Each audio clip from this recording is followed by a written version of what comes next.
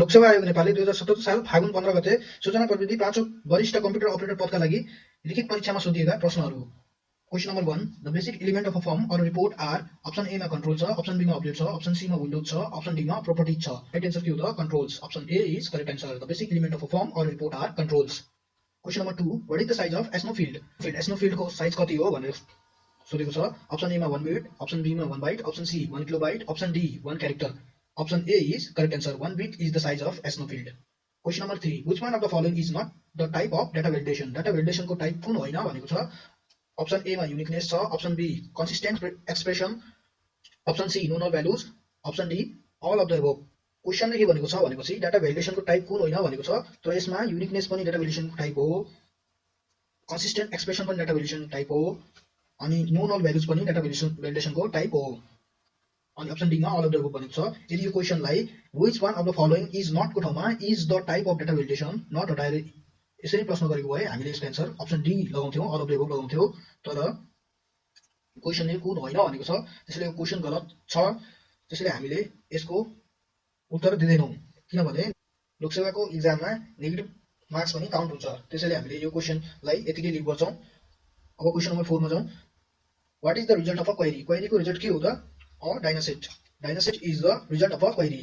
Option D चाहिँ यसको correct answer हो। Option number 5, a database is use to make design change to reports in MS Access. MS Access को रिपोर्टमा change गर्नको लागि, डिजाइन चेन्ज गर्नको लागि चाहिँ हामीले के युज गर्नुपर्छ भनेको छ। अप्सन ए मा प्रिन्ट प्रिभ्यू, अप्सन बी मा रिपोर्ट भ्यू छ, अप्सन सी मा लेआउट भ्यू छ, अप्सन डी मा none of the above. Layout view चाहिँ युज गर्नुपर्छ to make design changes to reports in MS Access. Option C चाहिँ यसको करेक्ट एन्सर हो। Question number 6, which of the following key can be used to view slide show? Slide show गर्नको लागि चाहिँ कुन की use गर्छौँ हामीले? F5। F5 प्रेस गर्यो भने प्रेजेन्टेसनमा स्लाइड शो हुन्छ। Option C is the correct answer. Question number 7, what lets you to create new presentation by selecting ready-made font color and graphic effect? Readymade font colour र graphic effect ल्याउनको लागि चाहिँ कुन select गर्छौ भनेको छ। नयाँ प्रेजेन्टेसन बनाउँदाखेरि हामीले टेम्प्लेटमा गएर, डिजाइन टेम्प्लेटमा गएर आफूलाई मन पर्ने ग्राफिक्स भएको र मन पर्ने कलर भएको चाहिँ हामीले सेलेक्ट गर्छौँ। त्यसैले option B design template is the correct answer. Question number 8, which notation is used to end any HTML tag? HTML को कुनै पनि ट्यागलाई एन्ड गर्नलाई कुन नोटेसन युज गर्छौ भनेको छ। अप्सन ए मा डबल स्ल्यास छ, अप्सन बी मा स्ल्यास छ, अप्सन सी मा स्टार छ, डी मा एक्सक्लेमेसन मार्क छ। अप्सन बी सिंगल स्ल्यास चाहिँ हामीले HTML ट्याग एन्ड गर्नलाई युज गर्छौँ। Question number 9, what is the server called on the internet connection? Server कुन सर्भर हो त? अप्सन ए मा होस्ट छ, अप्सन बी मा राउटर छ, अप्सन सी मा हब छ, अप्सन डी मा गेटवे छ। Host server called on the internet connection. Option A is correct answer. What is the correct sequence of HTML tag for starting a web page is? Option A मा head title HTML body, head देखि सुरु हुँदैन। B मा के छ HTML अनि body, HTML पछि सिधै body मा गएको छ, HTML पछि हामीले head लगाउँछौँ, यो पनि गलत। Option C HTML head title body, यो चाहिँ करेक्ट छ। HTML पछि हामी head मा जान्छौँ, head पछि title, title पछि body। Option C is correct answer. Question number 11, a communication protocol used by internet is TCP/IP। Question number 12, which of the tag is used for section heading? Section heading को लागि कुन tag use गर्छौं? Option A title, option B H1, option C paragraph, option D head. हामीले H1 tag चाहिँ section heading को लागि use गर्छौं। Option B is correct answer. Question number 13, which server provide a central storage facility to store file of many users on a network? धेरै युजरहरुको file store गर्नको लागि चाहिँ storage facility सर्भरले दिन्छ, त्यो सर्भरको नाम के हो त? अप्सन ए मा डाटाबेस सर्भर छ, अप्सन बी मा नेम सर्भर छ, अप्सन सी मा फाइल सर्भर छ, अप्सन डी मा all of the above. Option C file server provides a central storage facility to store file of many users on a network. Option C is correct answer. Question number 14, a protocol is a set of rules governing a time sequence of events that must take place between peers. Option A between peers चाहिँ यसको right answer. Question number 15, a network topology with highest reliability is? Option A मा bus topology छ, option B star topology हुनुपर्नेमा star लेखेको छ, यो त हुँदै भएन। Option C ring topology, option D mesh topology. यसको राइट एन्सर चाहिँ मेश टोपोलोजी हो, किनभने मेश टोपोलोजीको हरेक नोड एक आपसमा कनेक्ट हुन्छ, त्यो कारणले चाहिँ हाईएस्ट रिलायबिलिटी मेश टोपोलोजीले प्रोवाइड गर्छ। Option D is correct answer. Question number 16, the invention of database gave birth to the much cheaper micro computers. सस्तो, एकदमै सस्तो माइक्रो कम्प्युटरको बर्थ के को इन्भेन्सनले गर्दाखेरि भएको हो भनेर सोधेको छ। Option A transistor, option B integrated circuit, option C microprocessor, option D CPU. Option C microprocessor fourth generation of कम्प्युटरमा माइक्रो प्रोसेसर टेक्नोलोजी युज भएको थियो। Question number 17 which of the following is combined into a CPU सँग कुन चाहिँ combine हुन्छ भनेर question गरेको छ। Option A input and output device, option B memory and interface device, option C control unit and arithmetic logic unit, option D control unit and output device. यसको right answer हो option C control unit and arithmetic logic unit. CU र ALU चाहिँ CPU सँग combine हुन्छ।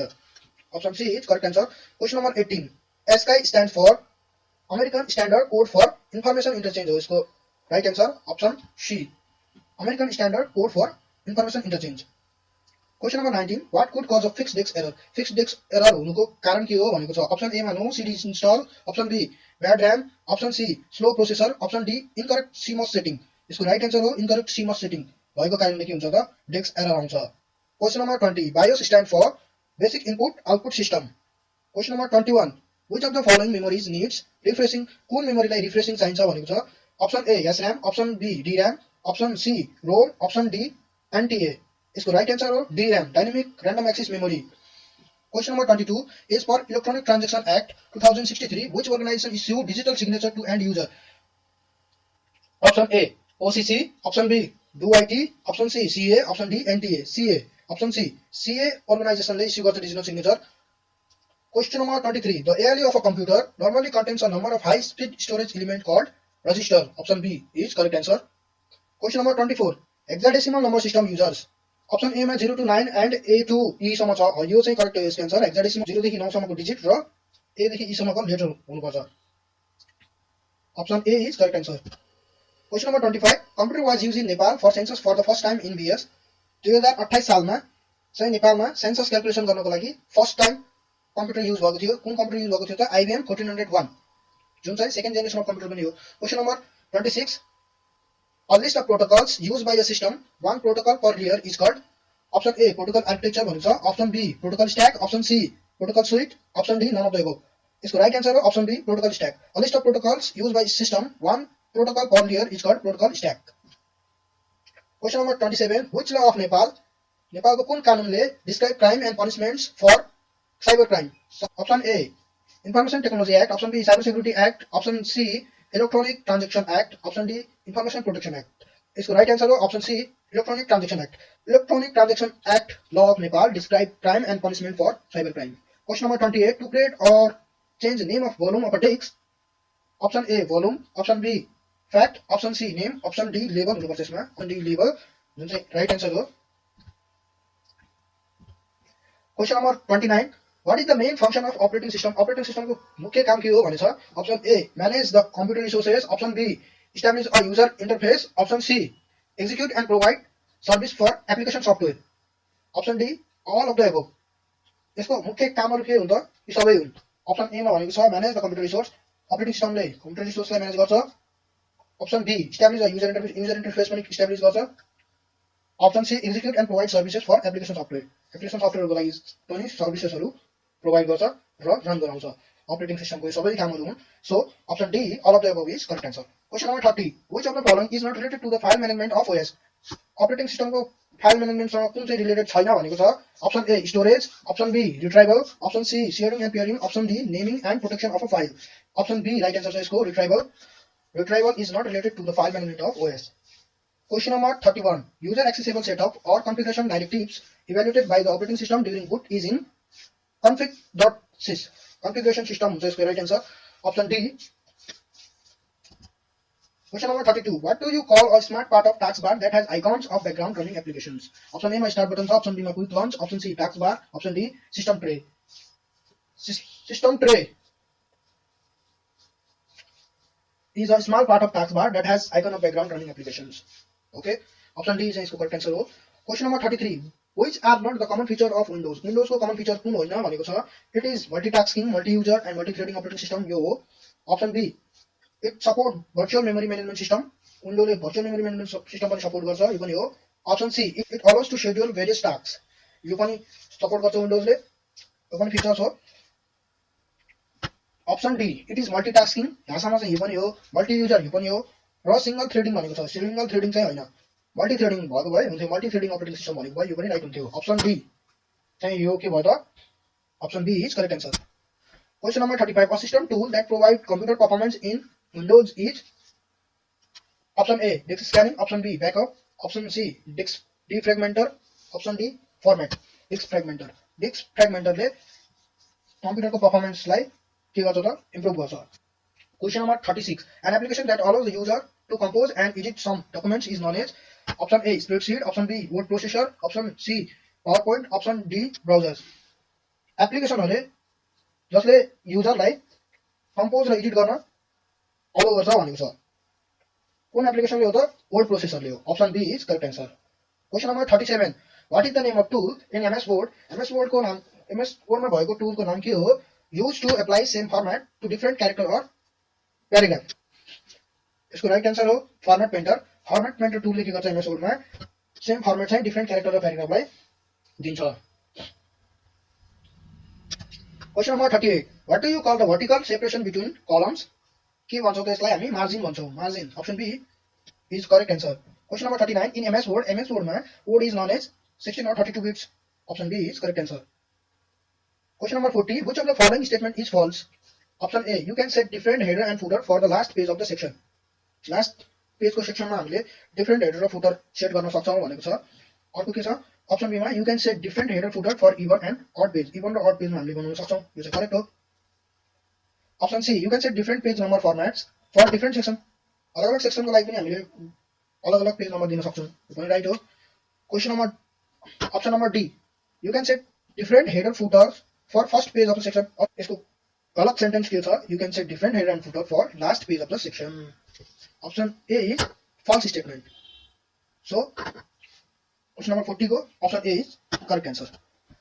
Question number 41, what is or are the function of shift plus F7 keys in MS Word। MS Word shift plus F7 ले के गर्छ त, open the thesaurus। thesaurus ले के काम गर्छ त, एन्टोनिम र सिनोनिम रिभ्यू गर्छ। Option B is correct answer. Question number 42, which features do you use to monitor all document changes। Option A मा एडिट डकुमेन्ट छ, अप्सन बी मा स्पेलिङ चेक, अप्सन सी मा ट्र्याक चेन्ज, अप्सन डी मा monitor change छ। यसको right answer हो track change. Track change features used to monitor all the document changes। Question number 43, what happens when $sign are entered in a cell address। cell address मा $sign enter भयो भने के हुन्छ भनेको छ, an absolute cell address is created। Option A। Option B, cell address will change when it is copied to another cell।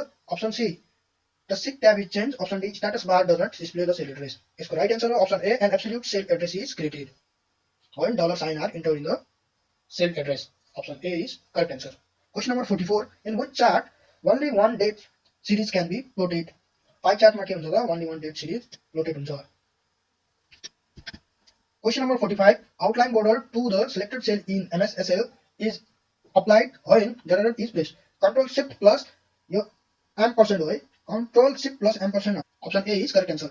Question number 46, in the formula which symbols specify the fixed column or rows। Dollar सिम्बलले चाहिँ fix column र row specify गर्छ। Question number 47, the cell pointer must be in to apply the SIG command। Option A मा the change in cell whose value we need to find। Option B, the cell where target value is entered। Option C, the result cell where formula is entered। Option D, none of the above। इसको right answer हो the result cell where formula is entered। The cell pointer must be in the result cell where formula is entered to apply SIG command। Question number 48, a collection of related data is known as database। related data को collectionलाई हामीले के भन्छौँ, database भन्छौँ। Question number 49, which of the following is correct order of keyboard for SQL select statement। select statement को कुन चाहिँ order correct छ भनेर भनेको छ। Option A select where from छ। Option B from where select WHARE दिएको छ, यो त गलत हो। Option C where from select छ। Option D select from where छ। हामी के गर्छौं सिलेक्ट गर्दाखेरि, select star from where अनि कहाँबाट कुनबाट हो भनेर गर्दाखेरि option D is correct answer. Question number 50, what are the columns in Microsoft SS table called field भन्छ। MS Excel को टेबलको कलमलाई हामीले field भन्ने गर्छौं। Option B is correct answer.